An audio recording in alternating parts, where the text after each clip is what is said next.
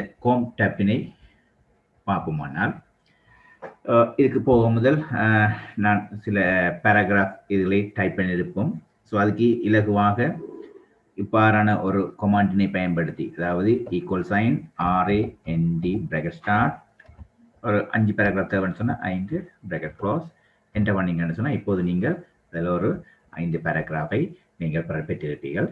Right, இப்போது நாங்கள் ஒவ்வொரு மெனுவாக வருவோம். ஸோ இதில் முதலாவது பார்த்தீங்கன்னு சொன்னால் கிளிப்போர்ட் ஐட்டம். கிளிப்போர்ட் என்று சொல்லும்போது இதில் எங்களுக்கு தேவையான காப்பி பண்ணி பேஸ்ட் பண்ணுறது, கட் பண்ணி பேஸ்ட் பண்ணுறது. ஸோ அதுக்குரிய மெனுக்கள் இங்கே காணப்படும்.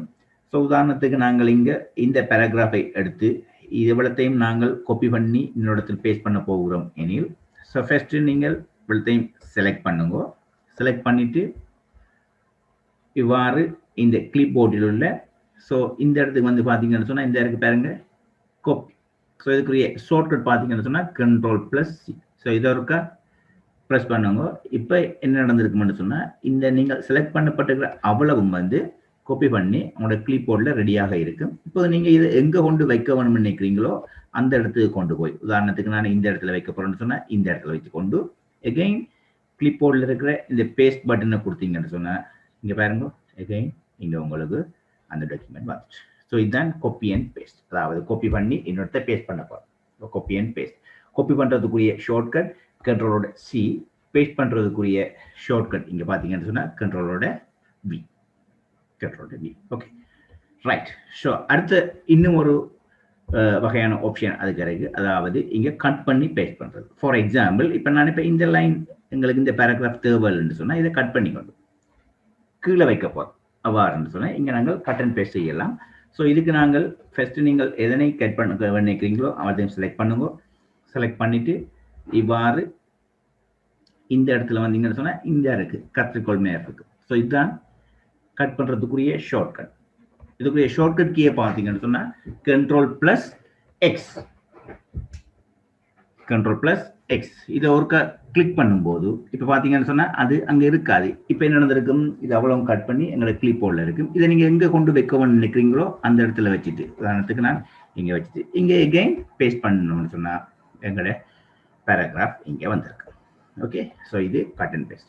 காப்பி அண்ட் பேஸ்ட்டுக்கும் கட் அண்ட் பேஸ்ட்டுங்கள வித்தியாசம் என்று பார்த்தீங்கன்னா, காப்பி அண்ட் பேஸ்ட் ஏற்கனவே இருந்த இடத்துலையும் இருப்பேன், புதுசாக கொண்டு நாங்கள் வைக்க போகிற இடத்துலையும் இருக்கு. ஆனால் கட் அண்ட் பேஸ்ட் ஏற்கனவே இருந்த இடத்துல இருக்காது, நாங்கள் புதுசாக கொண்டு வைக்க போகிற இடத்துல மாத்திரம்தான் இருக்கும். இது கட் அண்ட் பேஸ்ட். ஆகவே ஸோ இப்போது நாங்கள் இந்த கிளிப்போர்டில் இருக்கிற காப்பி, பேஸ்ட், கட், பேஸ்ட் ஆகிய மெனுக்களை பார்த்துருக்கிறோம். ஸோ இதில் இருக்கிற இந்த ஃபார்மட் பெயிண்டரை நாங்கள் அடுத்து வரும் விரிவுரைகளில் அதை பார்த்துக்கொள்ளலாம். ரைட், நாங்கள் இப்போ அடுத்ததாக இருக்கிற இந்த ஃபாண்ட் டேப்பினை கூட்டி நோக்குவோம். அதில் முதலாவது பார்த்தீங்கன்னு சொன்னால் இங்கே இருக்கு இது, இதை சொல்கிறது ஃபாண்ட் டைப். அதாவது நாங்கள் இங்கே டைப் பண்ண எழுத்தின வடிவங்களை மாற்ற வேணுமெனி இவ்வாறு செலக்ட் பண்ண பிறகு இவ்வாறு நீங்கள் இங்கே இருக்கிற இதில் ஏதாயினும் நீங்கள் தேவையான ஃபாண்ட் வடிவங்களை மாற்றிக்கொள்ளலாம். ஓகே, ஃபாண்ட் வடிவங்கள் இவ்வாறே இதுக்கு அடுத்ததாக உள்ளது அந்த ஃபாண்டினுடைய அளவுகளை மாற்றிக்கொள்ளலாம். உதாரணத்துக்கு நாங்கள் இங்கே செலக்ட் பண்ணிக்கிற அவ்வளவு வந்து 11 என்ற அளவு திட்டத்தில் இருக்கு. ஸோ இதுகளுக்கு தேவையான அளவு மாற்றிக்கொள்ளலாம். 14 இல்லை 20 அல்லது தேவையான அளவுக்கு நாங்கள் சைஸ்களை மாற்றிக்கொள்ளலாம். ஸோ அவ்வாறே இந்த இருக்கிற இந்த 2 பட்டனையும் பயன்படுத்தியும் நாங்கள் அதுக்குரிய சைஸுகளை, ஃபோன் சைஸுகளை கூட்டலாம், குறைக்கலாம்.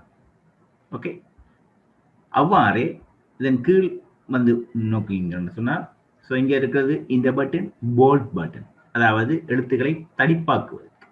ஸோ இதுக்குரிய ஷார்ட்கட் பார்த்தீங்கன்னு சொன்னால் Ctrl+B, அதை ப்ரெஸ் பண்ணி பாருங்க, போல்ட் பண்ணப்பட்டு. எகைன் இதை இல்லாமல் செய்யறோம்னு சொன்னால் அதை செலக்ட் பண்ணுங்க, எகைன் என்னோட கிளிக். ஸோ அவ்வாறே அடுத்த பட்டன் ஐ என்ற வடிவில் இருக்கு, இட்டலைஸ். ஸோ இதுக்குரிய ஷார்ட்கட் Ctrl+I. ஸோ இப்போ நாங்கள் செலக்ட் பண்ணுங்க, செலக்ட் பண்ணிட்டு ஒரு தடவை இதை கிளிக் பண்ணும்போது பாருங்க இந்த எழுத்து அவ்வளவும் சாய்ந்த வடிவில் பெறப்படும். இதுதான் சொல்வது இட்டலைஸ். தேவையில்லை எனில் இன்னும் ஒரு தரம் கிளிக் பண்ண. அவ்வாறே அடுத்தது இதனை சொல்வது அண்டர்லைன். ரைட், இப்போ பாருங்க, கிளிக் பண்ணும்போது அவ்வளவு வசனம் கீழால் அடிக்கோடிடப்படும் அண்டர்லைன். அல்லது இந்த அண்டர்லைன் வடிவங்களை மாற்ற வேண்டுமெனில் நீங்கள் இவ்வாறு போய் இதர வடிவங்களை மாற்றலாம். இவ்வாறு அண்டர்லைன் தேவையில்லை எனில் மீண்டும் இன்னொரு தரம் கிளிக் பண்ணுவதன் மூலம் அண்டர்லைன் இல்லாது புறப்படும். அவ்வாறு இவ்வாறு ஸ்ட்ரைக் த்ரூ, அதாவது எழுத்துக்களை இடையாக வெட்டி எடுத்தல். ரைட், ஸோ இதுக்குரியது ஸ்ட்ரைக் த்ரூ. ரைட், இந்த ஸ்ட்ரைக் த்ரூ இன்னொரு தரம் அவ்வாறே கிளிக் பண்ணுவதன் மூலம் ஸ்ட்ரைக் த்ரூ இல்லாமல் செய்யப்படும். ரைட், அதே மாதிரி அவ்வாறே இப்போ நீங்கள் சில வேளைகளில் உதாரணத்துக்கு நீங்கள் H2O நீரிண்ட குறியீடு H2O ஒன்று எழுத வேண்டி வரும். இப்போ இங்கே பார்த்தீங்கன்னு சொன்னால் இங்கே 2 இப்படி வரக்கூடாது, 2 என்பது கீழ் நோக்கி வர வேண்டும். அவ இப்படியான வேலையில் செய்யும்போது இதனை செலக்ட் பண்ணி இதன் அடியில் உள்ள இந்த மார்க் சப்ஸ்கிரைப், ஸோ இதை கிளிக் பண்ணிங்கன்னு சொன்னால் H2. அவ்வாறு உங்களுக்கு வர்க்க குறியீடுகள் எழுத வேண்டி வரலாம். உதாரணம் எக்ஸின் வர்க்கம்.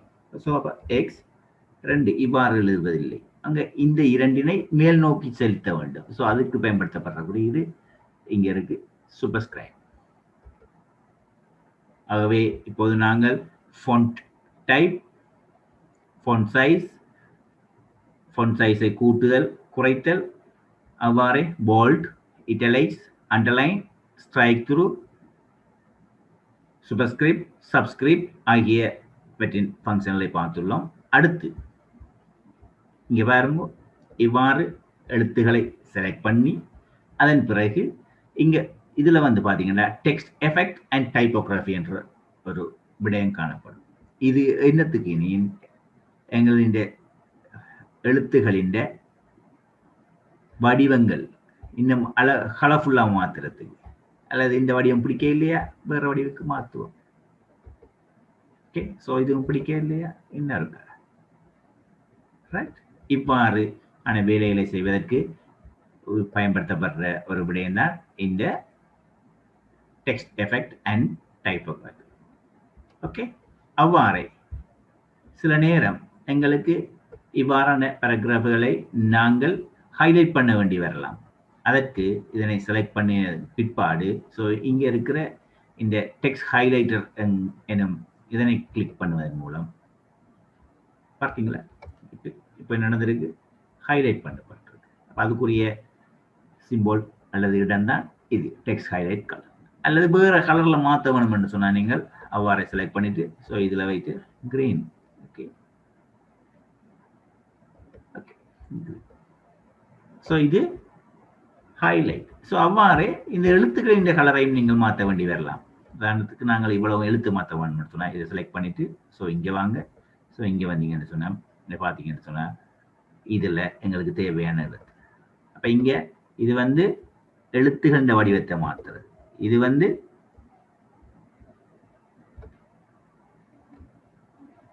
ஹைலைட் பண்ணுறது. அடுத்தது பார்த்தீங்கன்னு சொன்னால் இங்கே இருக்குது, இங்கே பாருங்க கிளியர் ஆல் ஃபார்மட்டிங், அதாவது நாங்கள் இந்த செய்த வேலைகள் அனைத்து இந்த ஃபார்மட்டிங்கில் இல்லாமல் செய்வதெல்லாம் கிளிக் பண்ணி கொண்டு இங்கே பாருங்க அவ்வளோ ஃபார்மட்டிங் இல்லாமல் போயிட்டு போல்ட், இட்டலைஸ்ட் இந்த ஃபார்மட்டிங் எல்லாம் இல்லாமல் போயிருக்கு.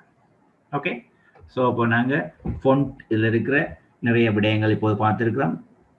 அவையான font type, font size, decrease font size, increase font size, so அவ்வாறு bold, italicise, underline, strike through, subscribe, superscript, text colour and text effect, text highlight, அவ்வாறே ஃபொண்ட் கலர், இவ்வளவும் நாங்கள் இதில் பார்த்துருக்கிறோம். அதே வேளையில் இன்னும் ஒரு விடயமும் இருக்குது. உதாரணத்துக்கு நான் இவ்வளோத்தையும் செலக்ட் பண்ணிவிட்டு இங்கே வந்து சொன்னால் இங்கே ஒரு வடிவம் இருக்குது, சேஞ்ச் கேஸ். சேஞ்ச் கேஸ் மீன் எழுத்துக்களின் கேஷை மாற்றுறது. இதில் பார்த்தீங்கன்னு சொன்னால் இதுக்குள்ள 5 வகையான ஆப்ஷன் இருக்கு. முதலாவது ஆப்ஷன் பாருங்க, சென்டென்ஸ் கேஸ். சென்டென்ஸ் கேஸை கொடுத்தீங்கன்னு சொன்னால் உங்களுக்கு ஸ்டார்ட் பண்ணுற முதலாவது எழுத்து, ஒவ்வொரு வசனத்தின் முதலாவது எழுத்தும் கேபிட்டல் எழுத்துக்கு மாற்றிவிடும். இங்கே பாருங்க இந்த வசனம் இதில் முதலாவது எழுத்து கேபிட்டல். ஸோ நான் இதை பெருசாக்கி காட்டுறேன். நீங்கள் பாருங்க பொன் சைஸை கூட்டி காட்டுறேன். Okay right. ஸோ இப்போ எடுத்தீங்கன்னு சொன்னால் இந்த இருக்கு முதலாவது வசனம், அதில் முதலாவது எழுத்து கேபிட்டல். ஸோ அடுத்த வசனம் இங்கே தொடங்குது ரைட், இதில் முடியுது முதலாவது எழுத்து டபிள்யூ கேபிட்டல். மூன்றாவது வசனம் இங்கே இருக்கு, அதில் முதலாவது எழுத்து கேபிட்டல்.